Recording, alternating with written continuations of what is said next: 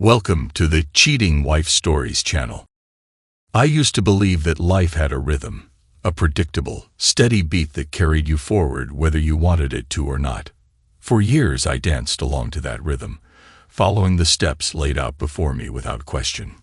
College, career, marriage, fatherhood. Each moment fell into place as if preordained, part of a pattern I never thought to challenge.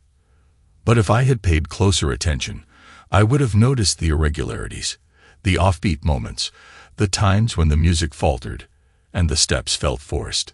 Perhaps I would have seen the discord before it became unbearable. I remember the first time I felt it, a tiny tremor beneath the surface, warning me that something was shifting. It was a quiet, almost forgettable moment. Diana and I sat on the porch one humid evening, watching the boys chase fireflies. She laughed, but it was the kind of laughter that did not reach her eyes. I asked her what was on her mind, and she only smiled and shook her head. "Nothing," she said, brushing off the question. I hadn't pressed. I should have. Looking back, I wonder how many small moments I let slip by, how often I mistook distance for distraction and silence for contentment. I wonder if there was ever a version of our life where I could have changed the ending before it was written. But the truth is, maybe I had always known.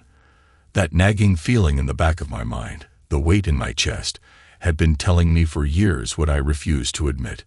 No matter how much I loved Diana, or how much we built together, there was a part of her I would never truly reach. And tonight, as I stood in the dim hallway with my suitcases packed and my heart shattered, I finally understood that some things are beyond saving. Diana stood in the dim hallway, her eyes fixed on the packed suitcases, my laptop, and the briefcase by the door. They had been there for some time, yet only now did she truly see them. I watched as her throat tightened and her breath caught just before she turned to face me. "You've lost your mind, Lyle," she said, her voice trembling between anger and disbelief. "You're really leaving me and the boys over one fight." I replied, "I was drunk. I messed up, but I didn't cheat or betray you. Your acting like this is the end of the world." I didn't answer. There was nothing left to say. She took a step toward me, and instinctively I lifted a hand, not in warning, but to stop her from coming closer. She hesitated. That's when I saw it, a flicker of doubt in her expression, and the way her stance shifted ever so slightly. She understood now. This wasn't just frustration or wounded pride. It was something deeper, something final. Her breath hitched as she stepped back, her voice quieter but steady. "At least tell me why." I exhaled, because I finally saw things clearly. Her eyebrows pulled together. "Clearly," she echoed. "What does that even mean? You always talk as if you're the smartest person in the room, as if I'm too foolish to understand. Just say it in a way I can actually understand." I rubbed my forehead, knowing there was no way to soften this. "I'm sorry, Diana," I said. "I don't want to do this. But life traps us. We wake up, go to work, pay bills, worry about our weight, and who is watching whom. We get so caught up in the day-to-day that we forget to step back and see the big picture. Except sometimes something forces us to." She held her breath, waiting. "Tonight, that happened to me."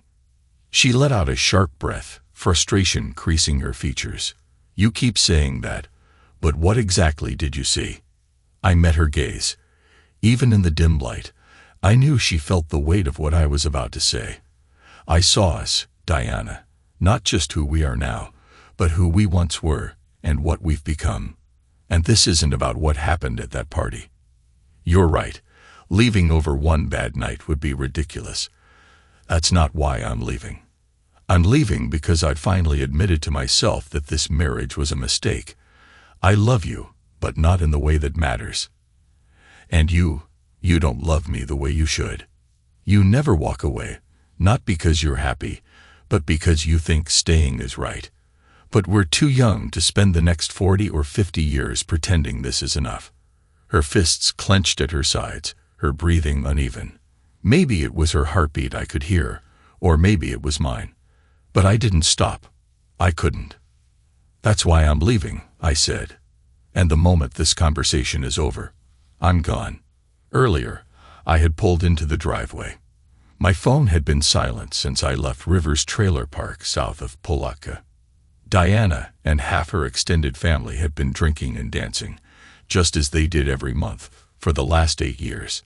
In Moosin, Jacksonville, a city of 1 million people, it was dark except for the flickering glow of the automatic yard light. I dragged myself up the driveway, exhaustion settling deep into my bones. It had been a long night. I felt closer to 74 than 34. All I had wanted was to slip inside unnoticed with a 6-pack of Michelob Light. That was my only plan. I turned on the kitchen light, sank into the dining chair, and twisted the cap off a bottle. The cold liquid burned as it went down. I took another sip. I waited for my phone to ring. Silence. My gaze drifted toward the refrigerator. Billy's latest school drawings hung crookedly, held up by mismatched magnets. A photo of David mid-action, catching his first pass in a Pop Warner game, adorned the fridge. My throat tightened. David, with his mother's dark hair and light brown eyes, so different from mine. He and Billy meant everything to me. Diana, too, once upon a time. A few hours ago, I had nearly lost it all. It felt like standing in the middle of train tracks, watching a locomotive race toward me, knowing I couldn't move.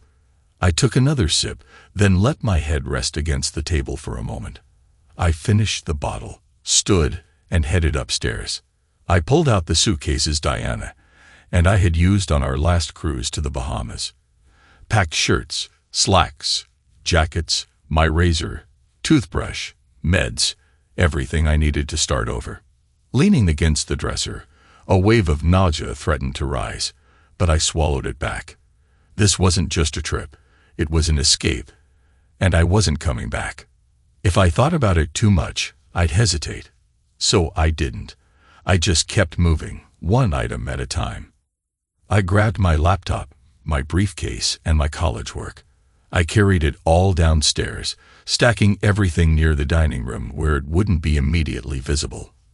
Then I picked up the 6-pack, now missing one, and went into the office. The hallway curved to the right, leading to a small office space. I sank into the armchair at the far end and set the drink on the glass coffee table. Behind me, a floor lamp stood unlit. I climbed onto a chair and adjusted the central light bulb so that even if someone flipped the switch, the room would remain dark. Satisfied, I leaned back, letting the weight of the house settle over me, a house that had never really felt like home. I opened another drink and sipped it slowly. My phone lit up. Diana. The small screen of my old Nokia flip phone glowed in the darkness. I let it ring. 3 minutes later, a voicemail. I ignored it. Another call, then another. 3 minutes, 5, 10. Diana again, then her father, her brother, her sister, and then Diana once more. If I still had the energy for it, I might have found the relentless calls almost funny. Whatever part of me once laughed at such things had burned out long ago. I wasn't sure I'd find anything amusing again for a long time, if ever. The house phone rang, then my cell, then the house phone again. I finished my second beer and cracked open a third. I had already lost everything, yet part of me clung to the impossible idea that maybe I could turn back time and undo tonight. But deep down, I knew the truth. This wasn't just about tonight. It had been unraveling for years. Fixing it would mean rewriting the last 8 years of my life. And that wasn't possible. The November air carried a crisp chill, cool but not biting. Just beyond the large party tent, the RV park near Lake Como stretched out, nearly deserted.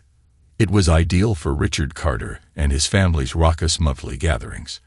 No nosy onlookers, no law enforcement, just blaring music, endless booze, and a crowd eager to shake off the weight of the week. Richard and his wife, Ricky, had raised 9 children, 8 of whom were still living. Whenever their extended family and close friends gathered, the turnout easily exceeded 100 people.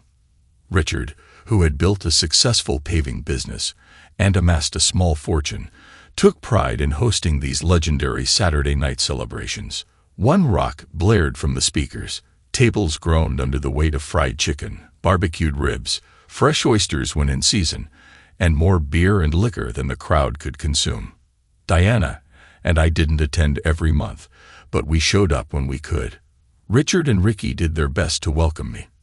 A northerner, an outsider, but I was never truly one of them. In their world, real men sold cars, built homes, or fixed engines. Me? I stood in front of disengaged college students, talking about literature, something that Carters had no use for. Drinking started early. By noon, bottles were being cracked open. There were trailers and cabins available for anyone who partied too hard.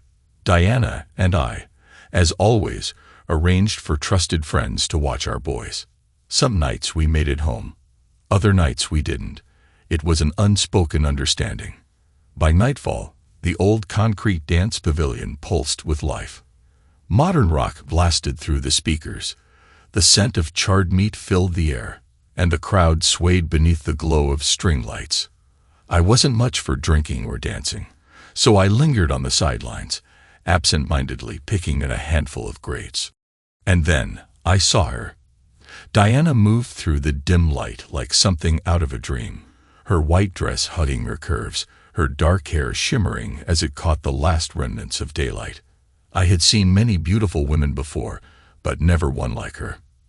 At these gatherings, I often watched her, reminded of how effortlessly she fit into this world. A world I would always be separate from. And yet, out of all the men here, she had chosen me. The Yankee, the misfit. I had taken her away from the long line of Southern boys who once hoped to claim her. As always, the combination of booze, loud music, and old relationships created tension. On the dance floor, Kelly's ex-boyfriend pressed too close, grinding against her until her husband Billy knocked him flat. 5 minutes later, they were shaking hands, grinning as if nothing had happened. Then Kelly pulled Billy into the shadows, where they did what they always did after a fight. The pavilion grew more crowded. Even Richard and Ricky swayed lazily to the beat. That's when I realized I had lost sight of Diana. A sinking feeling settled in my gut as I scanned the crowd. Then I spotted her. She was slow dancing with a tall man, his dark hair catching the glow of the lights. His hands drifted lower than they should have, fingertips skimming the edge of her dress. I saw her move his hands away, but it didn't matter. He held her too close. Bobby Trescott, one of her old admirers, the one who never accepted that she had chosen me. For years, he hovered at the edges, refusing to let go. He still called sometimes, still dropped by. Diana always insisted they were just friends. At every party, Bobby found a way to dance too close, his hands wandering where they shouldn't. He never missed an opportunity to take a jab at me, always drawing a laugh from the crowd at my expense. I stepped forward, my jaw tightening as jealousy seared through me. I forced it down. Diana was tipsy, not stumbling, but loose enough to melt into his arms. I pushed closer, making sure they heard me. "Mind if I cut in, Bobby?" Diana turned, her smile slow, lazy, and unbothered.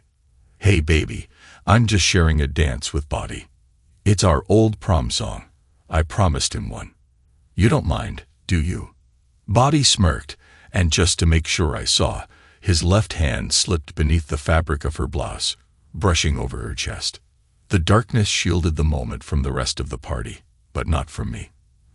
Diana's body tensed. She shot him a warning look, then turned to me. Was she angry at him for touching her, or at me for catching it? My fists clenched.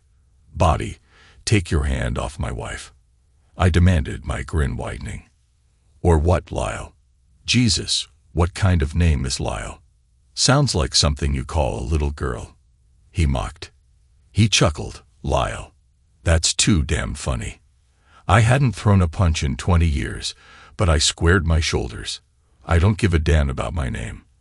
Let go of my wife," I shouted.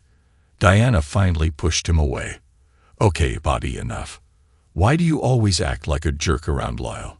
He's my husband. He's not like you. You just want to bait him into a fight because you know you'd win. It's not fair. Then she turned to me. Lyle, I'm not a child. Bobby's drunk, but I can handle him. I've known him my whole life. You don't need to turn this into something it's not. She was trying to save me. She thought I needed saving. A few people nearby caught the exchange.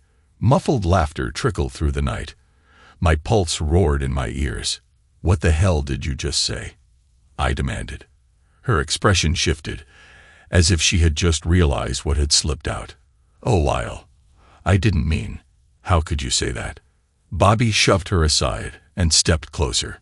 She meant that if you try anything, I'll knock your teeth in. He leaned in, grinning. The only reason I haven't is because she keeps begging me not to. What kind of man hides behind his wife? I thought, biting the inside of my cheek. You know what kind. Bobby sneered. A fool who stole my girl and thinks that makes him a man. Got her pregnant twice, but let's be real. Maybe she wasn't even sure you had what it takes. Footsteps pounded behind me. Diana's brother Dave and his friend lunged, grabbing Bobby's arms to hold him back. I moved forward, but my foot hit a slick patch. Spilled beer, perhaps. My legs gave out, and I crashed onto the concrete, the impact knocking the breath from my lungs. Stars exploded behind my eyes. Bobby barely struggled against the hands holding him back. He didn't need to. He had already won. Speaking of equipment, he added with laughter, why don't you ask Diana? She used to think mine was very good. Hell, even a pencil would do a better job than you. Snickers rippled through the crowd. I forced myself up, scanning the faces. Some tried to hide their amusement. Then I found Diana. She wasn't laughing, but she wasn't angry either, and that was worse. Richard Carter's voice cut through the noise. Enough, Bobby. You've been coming to these parties for years, but this time you crossed the line. Get the hell out. I turned to Diana, waiting for her to speak, but she only looked away deliberately. Dad, don't, she said calmly. Bobby just had too much to drink. He didn't mean anything. You know how he and Lyle are. They argue, but it's nothing. Besides, I promised him this dance. Then Richard looked at her like she was a stranger. After what he said about your husband, Diana met my eyes, unreadable. Lyle's a grown man, Dad. If he's upset, he knows what to do about it. Isn't that right, baby? I stood silently and then turned to walk away. Bobby's laughter followed me, more chuckles in tow. I told and begged myself to believe Diana wasn't among them, but I didn't look back. As I walked away, Richard fell into step beside me, his voice low and measured. Listen, son, I get that you're angry, but hear me out. I know Diana loves you, but women. He exhaled, shaking his head. Even good women sometimes need to know their man will stand up for them. Maybe where you're from that doesn't matter, but down here, a woman won't respect a man who doesn't fight for her when another guy crosses the line. Even if Bobby knocked the hell out of you, at least she'd know you cared enough to try. I kept moving. Maybe you're right, Richard. Maybe that's how it works here. But where I come from, women don't put their husbands in that position to begin with. Not if they love them. Not if their marriage is real. I met his gaze. Right now, I'm not sure about either. His hand caught my arm, and out of respect, I didn't shake him off. Maybe she was out of line, he admitted quietly. Maybe she crossed a line. I can't fix that. I'm just her father. But what I do know is, she loves you. Don't do anything reckless. Just cool off, have a drink. This will blow over, maybe. And then I left for good. Headlights pierced through the darkness. I sat in the dim glow of the living room, a beer and a half in me. Not drunk, but detached enough to feel nothing. Car doors slammed. Muffled voices drifted through the night air. I stayed where I was, waiting to see who would come home. I cracked the window slightly, letting the cool night air in, even though the house was already cold. The driveway sloped downward, making it easy to hear their hushed conversation, as if they were right beside me. "He's here," Dave muttered. "Thank God, Diana." Kelly snapped. "What a damn coward," Dave added. "A pathetic excuse for a man." Kelly shot back. "Relax. After the stunt you pulled, be glad he came home at all, instead of running off with some random woman like most guys would." Kelly scoffed. "Shut up, he's my husband, Diana."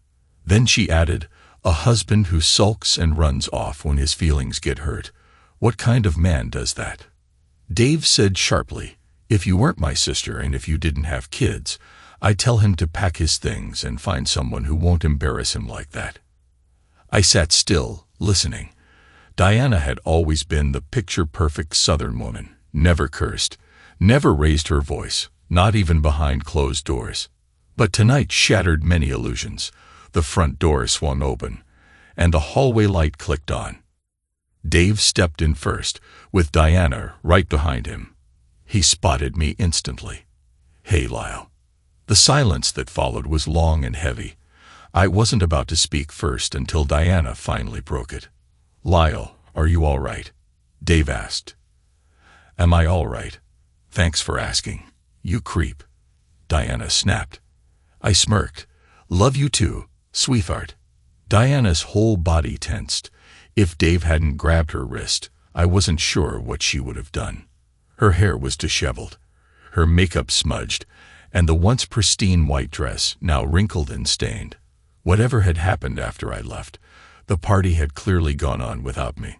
"Clever as ever," she spat, her voice dripping with sarcasm.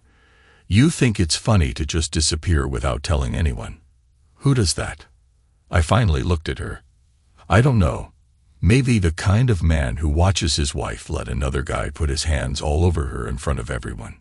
Color flooded her face, burning crimson. Dave shot her a look, then turned to me. "You had us worried, man. Why didn't you answer your phone?" he asked. "Didn't feel like talking." Dave exhaled, rubbing his jaw. "Fair enough. Well, I'll leave you two to it. It's been a long night. A damn long night," he said. He hesitated before adding, "You sure you're okay?" I let out a humorless chuckle.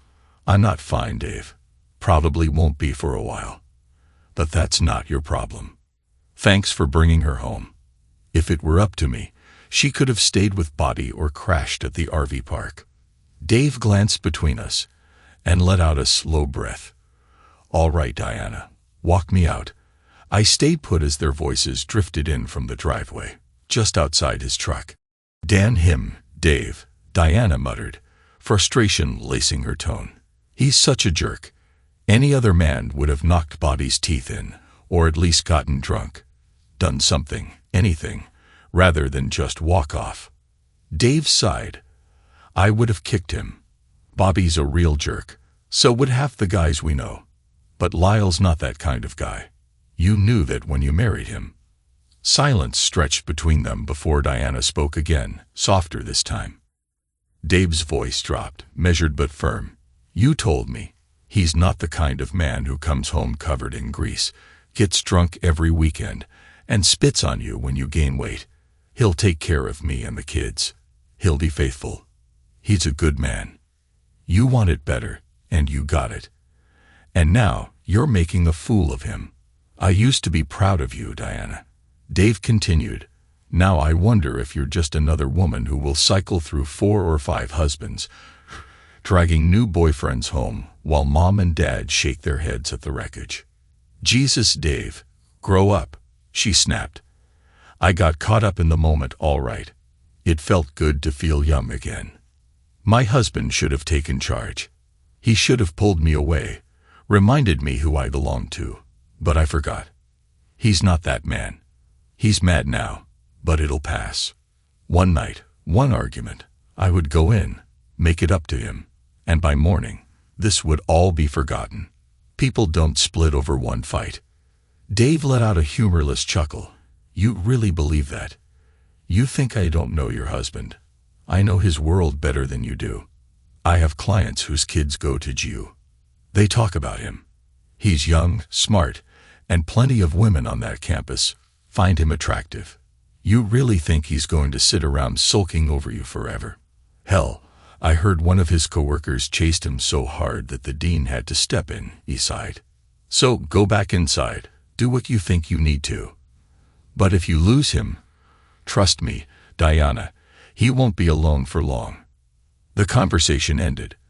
Diana stood in the office doorway, unmoving, silent. Then she took a step forward.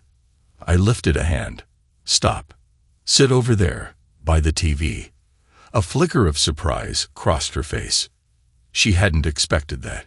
She thought she could walk over, kneel at my feet, wrap her arms around me, press her lips to mine.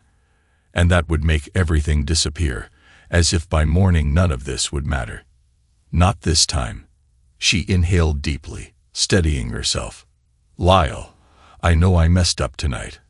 I don't need another lecture. I've already had plenty. You'd think you were family, and I was an outsider with the way they've been talking to me. But I was drunk, all right. And so was Bobby. You know our history.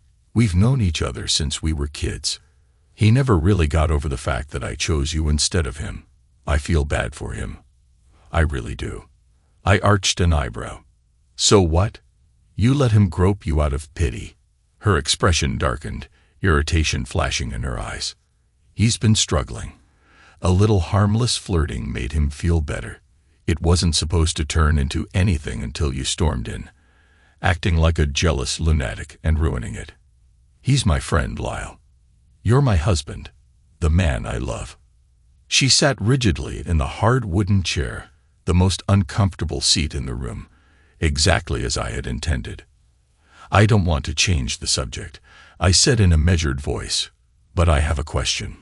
I left that party, and my phone didn't ring for 3 hours. I get that it was a big event with plenty of distractions, but 3 hours passed before anyone noticed I was gone. If we hadn't fought, you probably wouldn't have realized until morning. That says a lot about where I rank in your life. Her lips parted, anger flickering. But then she hesitated. Something seemed to click. Her eyes widened slightly. Oh my God, Lyle. You don't know, do you? I crossed my arms. Know what? She rubbed her arms as if suddenly cold. After you left, everything went sideways. Honestly, I forgot about you. For a while, everyone forgot. But that doesn't mean I don't care. It's just that things got crazy. I didn't blink. Crazy how? She asked, swallowing hard. After you walked off, I danced with Bobby.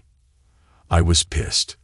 I know you're not the kind of guy who throws punches, but God, this sounds so immature. It hurt that you didn't even try. If he had touched you, I would have been there, loving on you, taking care of you. That's what I wanted. But you walked away instead.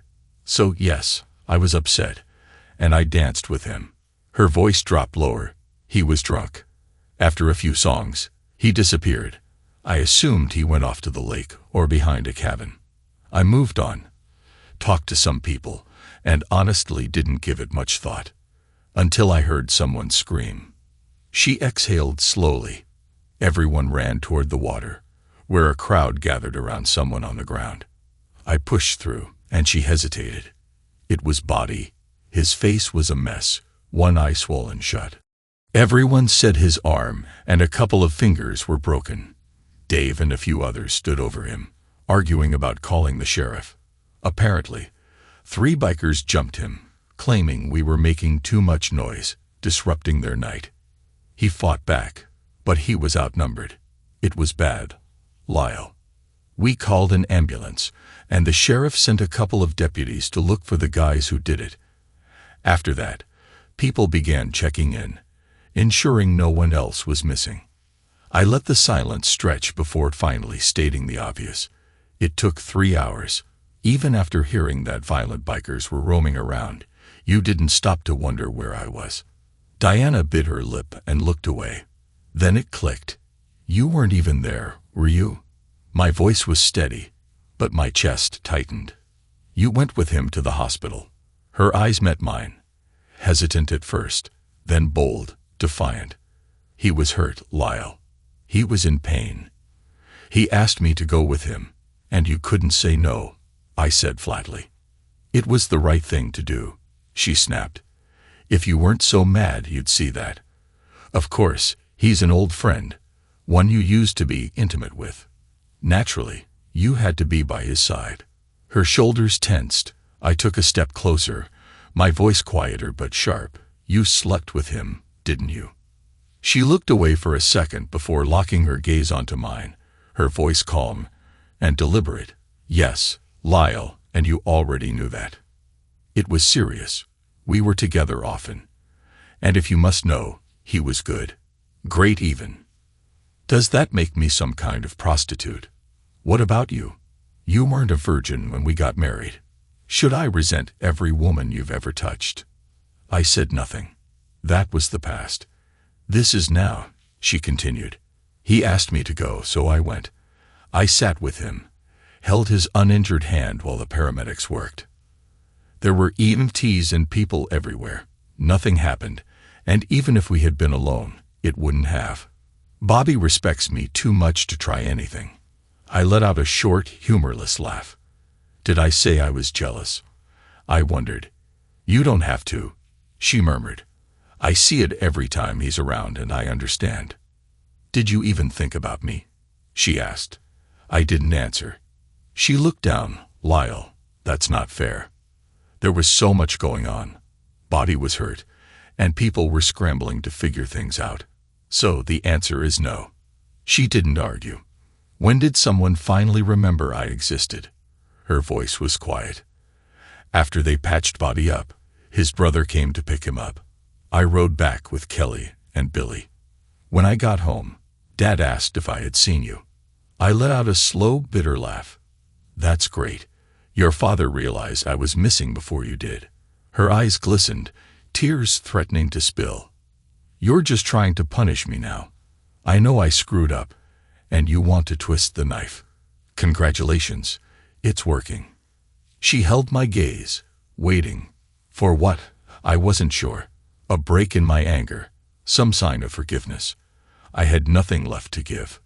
Well, I said flatly, at least we got everything out in the open. Her head snapped up. What? I replied. I stayed because I wanted to talk to you first. Now I can leave. Panic flickered in her eyes. Where are you going? You're not serious. We fought. Fine, it was a bad one. But I love you. People don't just walk away over one argument. What happened to you? This morning we were happy. What could have changed in less than a day to make you want to throw everything away? I didn't answer. Instead, I gestured toward the hallway where our children slept. Go. She hesitated for a moment before rising from the chair and stepping out of the room. I knew exactly what she would find. My bags, the laptop, my briefcase, everything packed and ready to go. A few seconds later, she returned, moving more slowly. She looked at me in disbelief, as if her mind refused to process what she was seeing. You're really doing this, Lyle?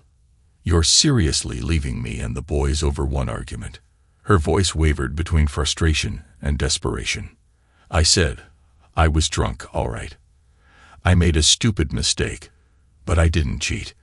I didn't do anything that should make you throw our whole life away. You're acting insane. I didn't respond. She took a tentative step toward me, but I raised a hand, just enough to stop her from closing the distance. She froze, her shoulders tightening as she searched my face. Can you at least tell me why? Just give me that much.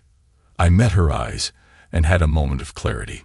She blinked, confusion flickering across her face. A moment of clarity. I sighed.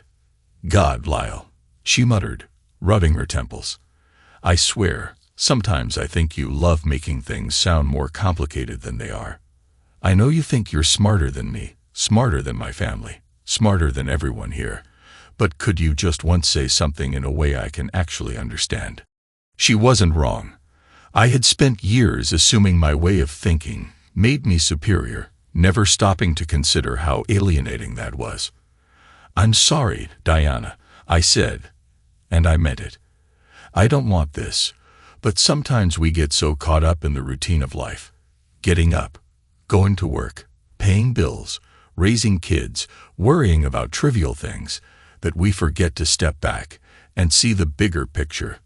We don't realize how far we've drifted until something forces us to. Tonight, I finally saw the truth. She shook her head, frustration deepening. You keep saying that, but what does that even mean? What did you see? This was the hardest thing I'd ever have to say, because I knew once the words were out, there would be no going back.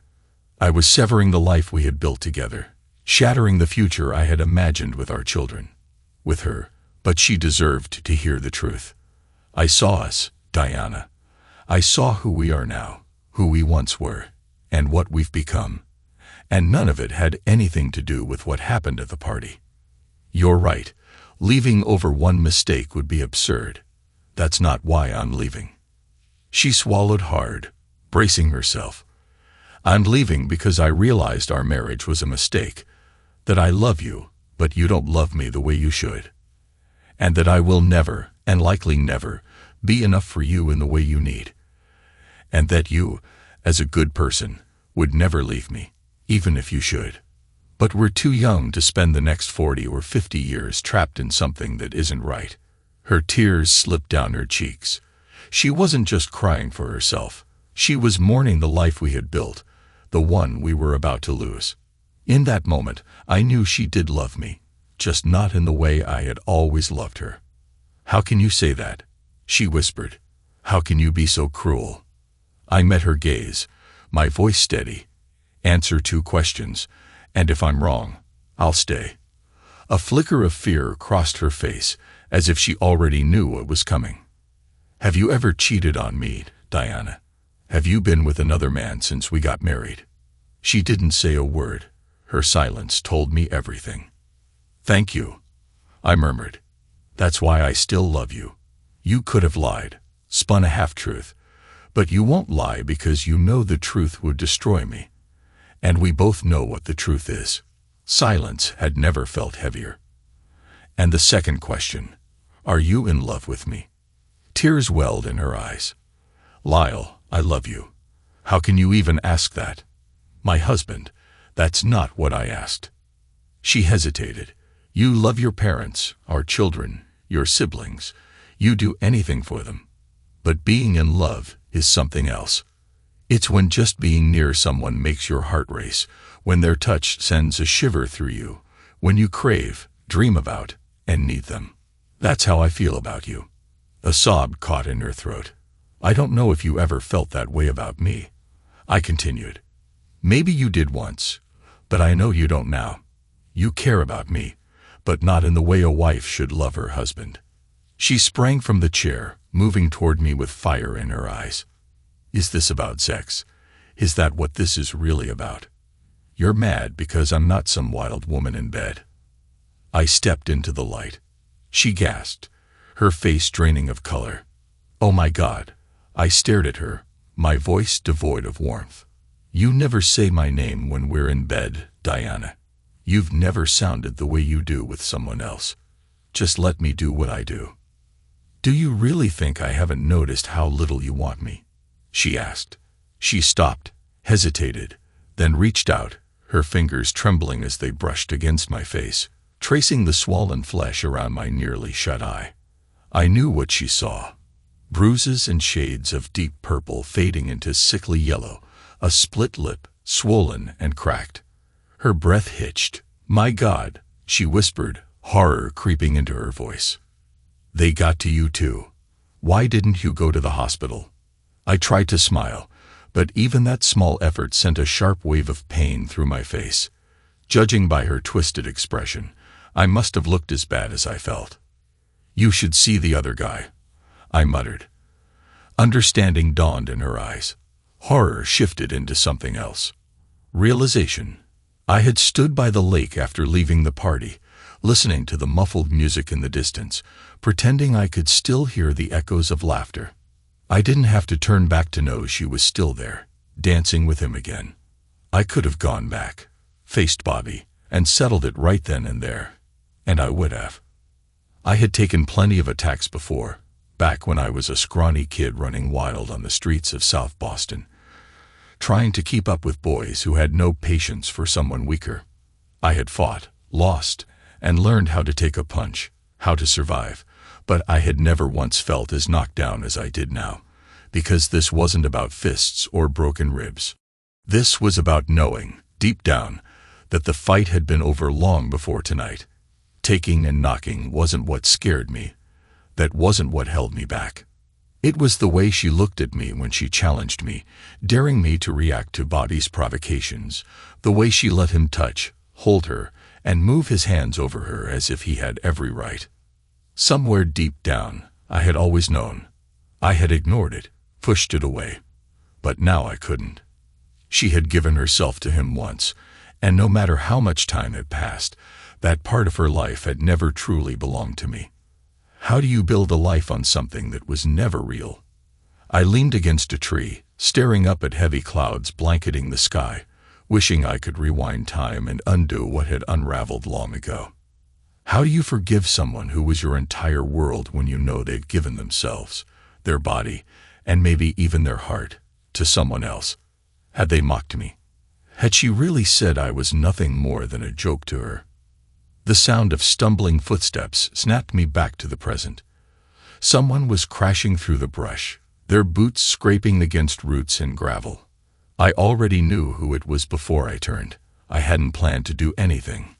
Fighting was pointless. Throwing fists didn't fix betrayal. So when I punched him, I was as surprised as he was. My fists connected with his jaw, sending him sprawling. The sound he made wasn't a cry, just a sharp exhale as the impact took his breath away. Before he could react, I pushed him away with enough force to make him stagger. His body jolted from the blow, and this time he let out a deep, guttural groan. I swung again, aiming for his groin, but he twisted at the last second, and my boot glanced off his thigh instead. He reached out blindly, grabbed my leg, and yanked me off balance. I fell hard, my back slamming against the dirt, but I quickly pushed up onto my elbows. My vision adjusted to the dim light just in time to see him rising. My college ring must have sliced open his skin. "Jesus, Lyle," he muttered, wiping the wound with the back of his hand. "Didn't think you had it in you. Sneaking up on me like a coward. But hey, at least you finally grew a pair," he said. His voice dropped, more menacing. "But now I'm gonna hurt you. And when I'm done, I'll tell everyone, including Diana, what a pathetic little punk you are for throwing the first punch." I was still trying to stand when he lunged. His full weight slammed into me, knocking me flat. His fist came down like a hammer, cracking against the side of my skull. I never even saw it coming. A high-pitched ringing filled my ears, and my left eye blacked out completely. My breath hitched, thick with the taste of copper. Then another, harder punch came. The world tilted. I couldn't see or think. Had he blinded me? I felt him shift above me, adjusting his weight, ready to end this. But instinct, or maybe sheer desperation, kicked in. I twisted my head just as his next punch came down. His fist glanced past me, and the momentum sent him staggering. That was my chance. I rolled away and scrambled to my feet. My ribs screamed in protest, but I forced myself upright. Bobby was already pushing himself up, but just as he reached his knees, I drove my boot into his face. His head snapped back with a sickening crunch beneath my heel. He collapsed onto his back, groaning. I went for another kick, but he was faster than I expected. He lashed out, his fist plunging deep into my stomach. My whole body seized. Fire shot through my ribs. I stumbled backward, gasping for air. Something was wrong. Every breath felt like a knife driving into my chest. Broken ribs. Bobby rolled onto all fours, his breathing ragged. He lifted his head, and I saw it. Something wild, something flickering in his eyes. This wasn't a fight anymore. He wanted to eliminate me. I couldn't let him take me down again. If he got on top of me this time, I wouldn't get back up. When he lunged, I sidestepped, sending him crashing forward. He braced himself with one arm, stretching the other out for balance. I didn't think. I just reacted. I grabbed his outstretched arm and wrenched it backward, driving my forearm into his spine, pinning him to the ground. Something popped. Bobby screamed as his body bucked beneath me. He thrashed, trying to shake me off, but I didn't let go. I twisted his arm again, harder this time. His screams tore through the night.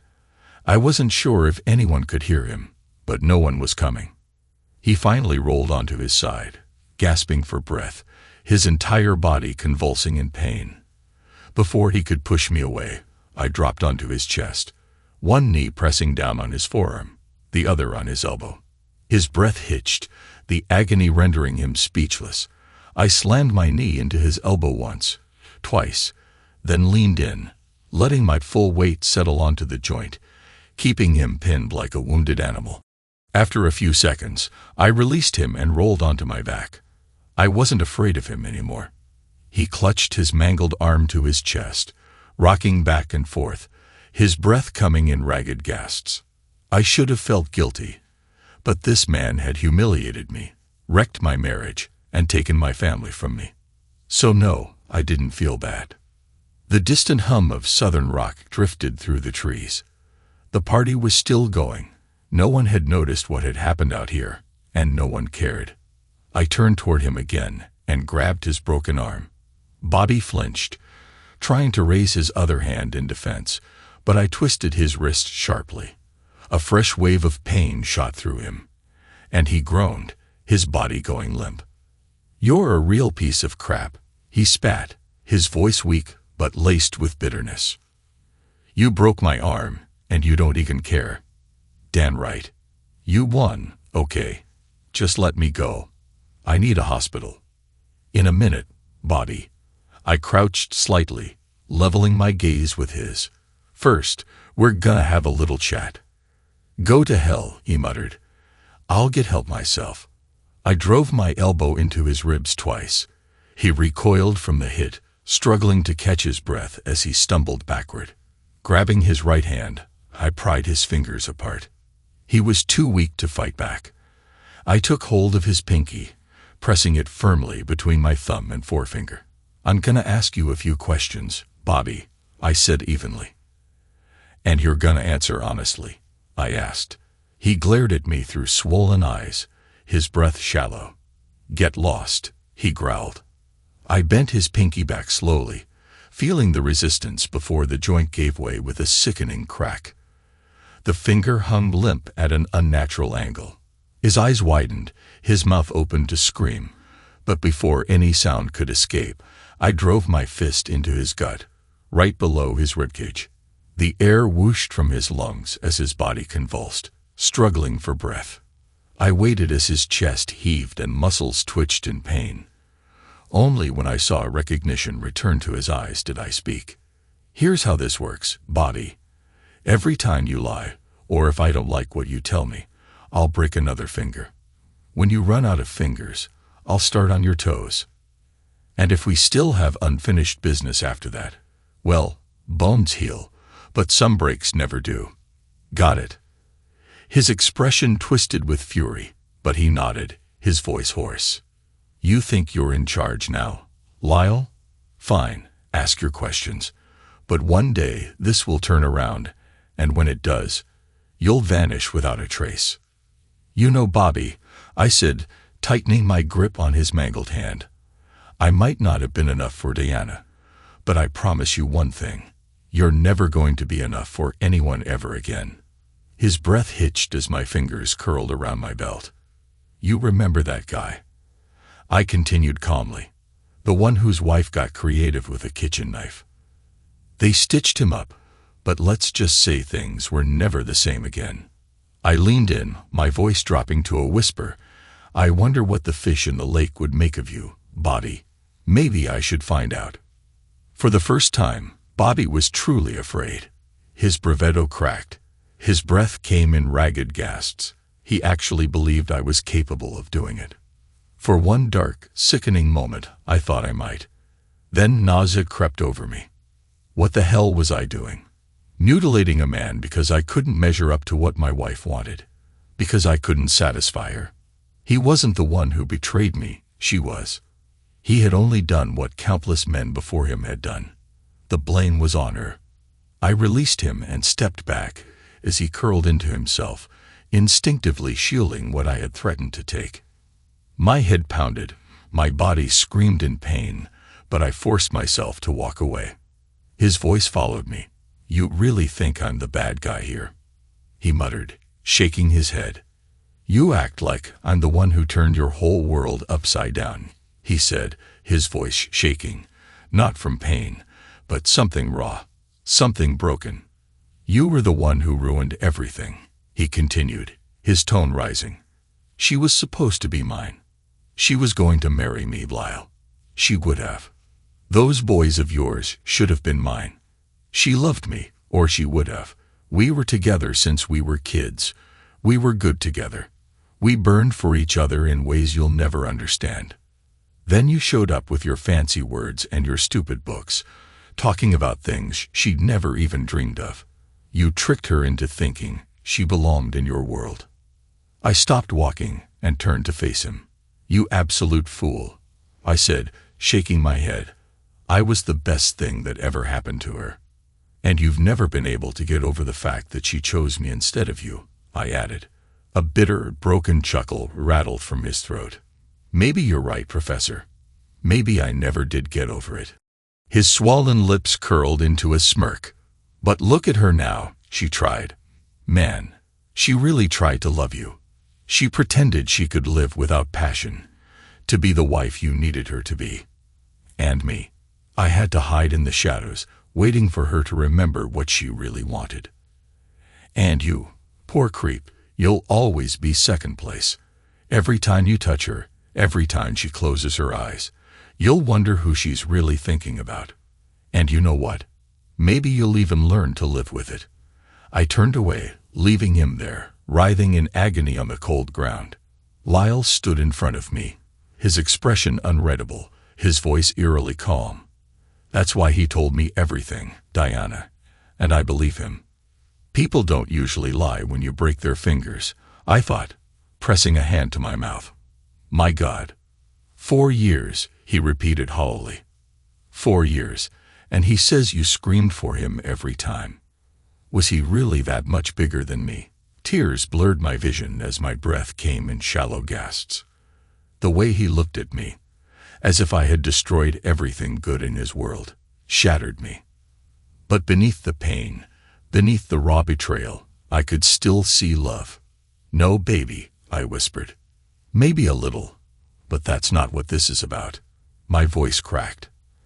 I didn't know how to explain it. It had always been that way from the very first time. No other man ever did that to me. It was like being electrocuted. That's not the right word, but it's the closest I can get.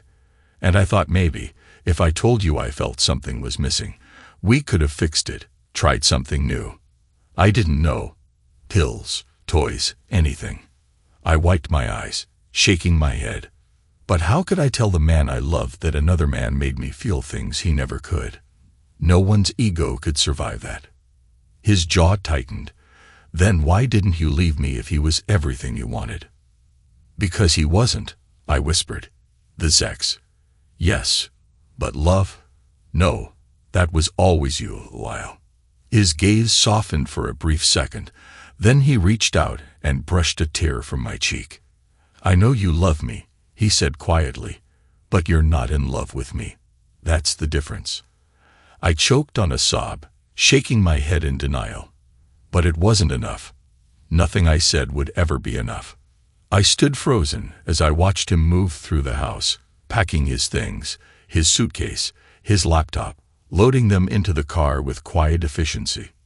When he came back inside, I was still standing there, my arms wrapped around myself. I lifted my hands, reaching for him, but they just hovered in the space between us, trembling. "I don't want this," I whispered. "Please, baby, we can fix this. There has to be a way." "There isn't," he said simply. He leaned down and pressed his lips against mine. I tasted salt. His lips caught the remnants of my tears. When he pulled away, his voice was barely more than a whisper. "Our marriage is over, Diana. I'll always be there for the boys. I want to be in their lives. But you and me, we're done." "Because you hate me," I choked out. He looked at me then, really looked at me. What I saw there made my heart break all over again. "No," he said, his voice heavy with sorrow. "I love you. That's what makes this so hard," he said, letting out a slow, shuddering breath. "But you can't bring something back to life once it's already dead." I covered my face with my hands as sobs racked my body. I didn't hear the door open, but I heard it close. Thanks to everyone who took the time to listen to today's stories. If you enjoyed it, please consider liking and subscribing if you haven't already. Feel free to share your thoughts on the events in the comments below. Take care.